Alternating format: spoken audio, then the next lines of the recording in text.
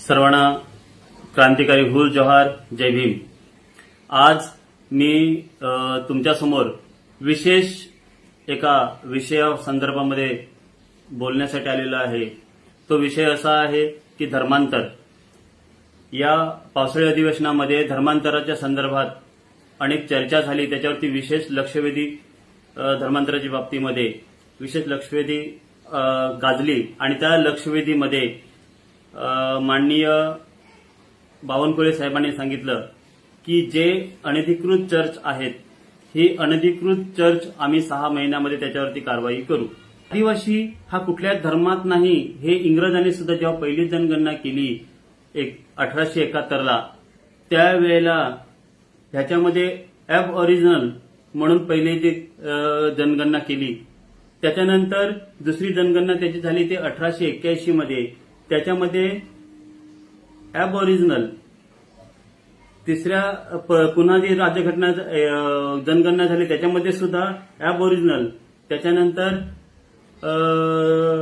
1901 मध्ये जी जनगणना झाली त्याच्यामध्ये एनिमिस्ट, लक्षात घ्या एनिमिस्ट, ते 2021 पर्यंत एनिमिस्ट म्हणूनच जनगणना झाली। त्याच्यानंतर 1931 मध्ये जी जनगणना झाली त्याच्यामध्ये आपला जो कॉलम होता हा ट्रायबल रिलीजन म्हणून होता।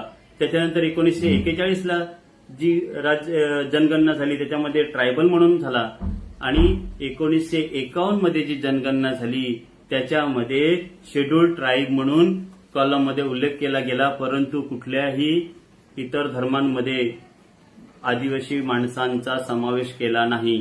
परंतु 1951 नंतर 1961 मध्ये जी जनगणना झाली, या जनगणनेमध्ये मात्र अशा प्रकारे ॲबोरिजिनल पण नाही, एनिमिस्ट पण नाही, ट्रायबल रिलीजन नाही, ट्रायबल नाही, डायरेक्ट इतर अदर मध्ये आदिवासींना मोडलं गेलं आणि अदर कास्ट मध्ये ते टाकल्यानंतर आदिवासींना तेव्हापासून आदिवासी दिशाभूल आदिवासींची इतर धर्मांनी केली की बाबा तुम्ही ख्रिश्चन आहात, तुम्ही हिंदू आहात, तुम्ही मुस्लिम आहात, ज्याने त्याने आपली पोळी भाजून घेण्यासाठी, ज्याने त्याने ज्या त्या धर्माने स्वतःमध्ये ह्यांना सामावून घेण्यासाठी अनेक आदिवासी जे अशिक्षित लोकांना इकडे तिकडे वळवलं गेलं। मग धर्मकोड आपल्याला पाहिजे का? की धर्मकोड मिळाल्यानंतर आपण इतर कुठल्याही धर्मामध्ये न जाता एक आदिवासी हा धर्मकोड असावा असं वाटतंय का? की धर्मकोड आपल्याला नसावा? जसं झारखंडने प्रस्ताव केंद्राला पाठवलेला आहे की बाबा आम्हाला सरणा धर्म म्हणून त्यांना धर्मकोड पाहिजे, परंतु बऱ्याच जणांचं असं म्हणणं आहे की संपूर्ण भारतातील आदिवासी हा आदिवासी आहे, आदिवासी हा कुठल्याही वेगळा त्याचा अलग अलग धर्मामध्ये नसून तो आदिवासी म्हणूनच त्याचा धर्म असावा। परंतु अनेक संघटना, अनेक राजकीय आदिवासी लोक यांनी अलग अलग मागणी केल्यामुळे आज केंद्र सरकार सुद्धा गोंधळात असेल। मात्र ह्या धर्मांतराच्या बाबतीत केंद्र सरकार जिम्मेदार आहे का? की केंद्र सरकार काय कायदा करू शकतो का? तर नाही। याचं पण कारण सांगतो तुम्हाला मी। कारण की भारतीय राज्यघटनेने जसे कलम 25 आपल्याला धर्म स्वातंत्र्य देते, 25 ते 29 हे जे कलम आहेत हे प्रत्येक माणसाला धार्मिक स्वातंत्र्य आपल्याला घटनाच देते। परंतु केंद्र सरकारने 1954ला कायदा करण्याचा प्रयत्न केला धर्मांतराच्या बाबतीत, 1960 मध्ये प्रयत्न केला, 1979 रोजी धर्मांतराच्या बाबतीत संसदेमध्ये बिल मांडलं, परंतु बहुमत मिळालं नाही आणि त्याच्यामुळे हा केंद्रामध्ये कायदा झाला नाही। आणि त्यांना कायदा असा बनवायचा होता की भारतातील जे मूळ धर्म आहेत जसे हिंदू, शीख, जैन, बुद्धिझम हे भारतातील मुख्य भारतीय धर्म आहेत आणि या धर्मांच्या व्यतिरिक्त इतर कुठल्याही धर्मामध्ये धर्मांतर होऊ नये असे त्यांना ते बिल पास करायचं होतं, परंतु तसं झालं नाही। आणि नंतर केंद्र सरकारने ह्या लॉ मिनिस्ट्री कायदे मंत्रालयाला मात्र याच्या बाबतीत निर्णय घेण्यासाठी सांगितलं, परंतु या लॉ मिनिस्ट्रीने त्याच्यावरती चर्चा केली त्याच्यावरती संशोधन केलं आणि केंद्राला कळवलं की लॉ अँड ऑर्डर हा केंद्रीय अधिकार नसून तो राज्य पातळीवर व्हायला पाहिजे. तो प्रत्येक राज्याचा अधिकार आहे आणि म्हणून हे धर्मांतराच्या बाबतीत हे केंद्रामध्ये बिल पास झालं नाही. मग आता भारतामध्ये असलेले जे आदिवासी समाज आहे जवळजवळ 12 करोडपेक्षा जास्त आहे. मग ह्यांना विशेष असं धर्मकोड पाहिजे का? आणि जर धर्मकोड जर द्यायचं असेल तर ते कोणत्या नावाने द्यावं ह्याच्यावरती हा एक चर्चेचा विषय झाला आहे. आणि त्यात मी एकट्या ह्याबद्दल काय बोलत नाहीत, माझं म्हणणं मांडण्यात नाही. पण माझं म्हणणं जर असेल तर तो आदिवासी धर्म किंवा आदिम धर्म किंवा हे जे अगोदरचे जे ॲबॉरिजिनल किंवा ट्रायबल रिलीजन ही जे ज्या नावाने जनगणना झाली होती ते असले तरी चालतील, परंतु जोपर्यंत आदिवासी समाजासाठी विशेष असं धर्मकोड येत नाही तोपर्यंत आदिवासींचे इतर धर्मांमध्ये धर्मांतर हे थांबणार नाही असं मला तरी वाटते. कारण की आज 12 करोडपेक्षा जास्त लोकसंख्या भारतामध्ये आपल्या आदिवासींची आहे. जवळजवळ 9.94% भारतीय लोकसंख्येच्या याच्यामध्ये आपण जर असताना सुद्धा जर आपल्याला धर्मकोड मिळत नसेल तर ही खूप लाजिरवाणी गोष्ट आहे. कारण की फक्त 45 लाख असलेले जैन लोक आहेत. या जैन लोकांसाठी स्वतंत्र असा धर्मकोड आहे, मग आदिवासींना का नाही? याच्यावरती अनेक आमच्या आदिवासी लोकांचे मतभेद पण आहेत की धर्मकोड आला तर आपण त्याच्यामध्ये बांधले जाऊ. कारण की आदिवासी हा कुठल्याच कोडामध्ये बसत नाही. हा आदिम आहे. त्याचा धर्म, त्याची संस्कृती, त्याची रूढी परंपरा ह्या पूर्णपणे वेगळ्या आहेत आणि त्यासाठी आपल्याला 5वी अनुसूची दिलेली आहे. आणि 5व्या अनुसूचीनुसार हा एक स्वतंत्र आहे. तो त्याचं शासन, स्वशासन स्वतंत्र आहे.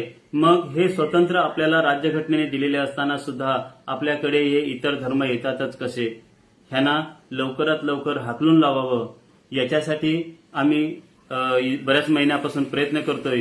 गेल्या 2 महिन्यापासून पालघर जिल्ह्यामध्ये प्रयत्न करतोय. नंदुरबार जिल्ह्यामध्ये सुद्धा मी जाऊन आलो की तेथील पण प्रशासनाशी बोललेलो आहे. पालघर जिल्ह्यातील प्रशासनाशी सुद्धा मी बोललेलो आहे.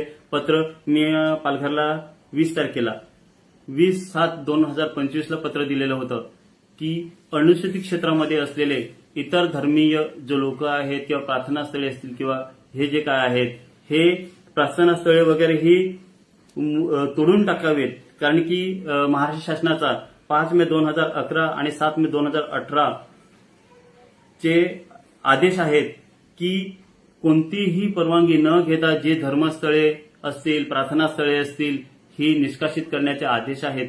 आणि सुप्रीम कोर्टाने सुद्धा वेळोवेळी आदेश दिलेले आहेत. आणि हे असताना जर ही प्रार्थनास्थळे किंवा ही धार्मिक स्थळे अनुसूचित क्षेत्रामध्ये जर असतील तर ती त्वरित जर नष्ट नाही झाली तर आम्ही याच्या बाबतीत मोठं आंदोलन घेणार आहोत. आणि ह्यासाठी सर्व आदिवासी बांधवांनी एकजुटीने एकत्र यायला पाहिजे. नाही तर आदिवासी हा येत्या 5-10 वर्षामध्ये स्वतःला आदिवासी म्हणणारी माणसं आपल्याला कुणीच भेटणार नाहीत. जो तो म्हणेल मी मुस्लिम आहे, मी हिंदू आहे, मी ख्रिश्चन आहे, प्रत्येक अलग अलग धर्माचे नावं सांगतील, पण मी आदिवासी आहे म्हणून असं सांगणारी एकही व्यक्ती आपल्याला भेटणार नाही. आज भारतामध्ये तुम्ही पाहतात की हिंदू राष्ट्र म्हणून हे जे बोललं जाते की हिंदू राष्ट्र बनवायचं आहे. माझं मत तर असं आहे की हिंदू राष्ट्र पण बनणार नाही, मुस्लिम इस्लामिक राष्ट्र पण बनणार नाही, हे ख्रिश्चन राष्ट्र बनू शकते. कारण की ख्रिश्चन हे अत्यंत शांतपणे पण अत्यंत विषारी पद्धतीने हा जो शिरकाव त्या लोकांनी केलेला आहे की अंगावर पाणी शिंपडायचं, तेल लावायचे, तुमचे आजार बरे करतो. अनेक किती जणांचे तरी ह्या लोकांनी जीव घेतलेले आहेत की त्याच्यात ह्या प्रार्थनास्थळामध्ये जाणारे लोक हे डॉक्टरकडे जात नाहीत, त्यांचेच उपचार करतात, पाणी पितात आणि घरीच त्या येशूंवर भरोसा ठेवून घरी राहतात. आणि याच्यात कितीतरी लोक दगावलेले आहेत, लहान लहान मुलं मेलेली आहेत. हे कुठेतरी थांबलं पाहिजे. हा आदिवासींचा ख्रिश्चन मिशनरीज किंवा धननिरंकारी ह्याच्यामध्ये जाणारा जो कल आहे तो थांबला पाहिजे. हे लोक सेवेच्या नावाने अनेक मुलींवर, महिलांवरती लैंगिक अत्याचार करतात. हे कुठे थांबलं पाहिजे. त्यासाठी मी आज तुमच्यासमोर येऊन मी तुम्हाला प्रार्थना केलेली आहे की आपल्या आजूबाजूला हे जे कोणी इतर धर्मांमध्ये इतर प्रार्थना करण्यासाठी जात असतील, इतर कुठल्याही पंथांमध्ये जात असतील, त्यांना त्वरित थांबवा.